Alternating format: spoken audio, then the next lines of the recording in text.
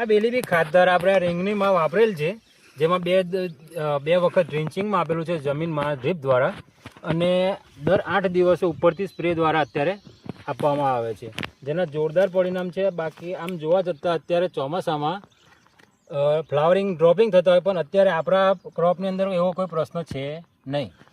શું નામ તમારું? માછી ભરતભાઈ રણછોડભાઈ. ગામ? વેલું ગામ, તાલુકો? ઝઘડિયા, જિલ્લો? ભરૂચ. ભરૂચ. હવે ભરતભાઈ, તમે આની અંદર કેવી રીતના આપેલું? ડ્રિન્ચિંગ આપેલું, સ્પ્રે આપેલો? 2 વખત ડ્રિન્ચિંગમાં ડ્રીપ એરિગેશનમાં છોડેલું છે. અચ્છા. અને દર 7 થી 8 દિવસે આમાં સ્પ્રે દ્વારા ઉપરથી આપવામાં આવે છે. બરાબર છે. તો તમારે કેવું લાગે છે ફ્લાવરિંગ?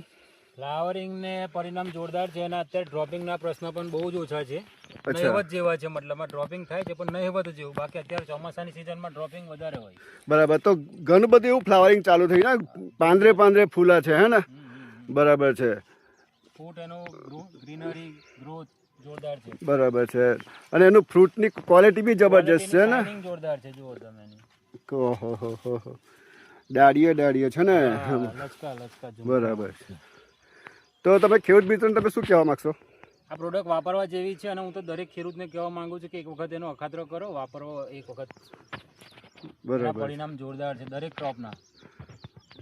Okay, thank you.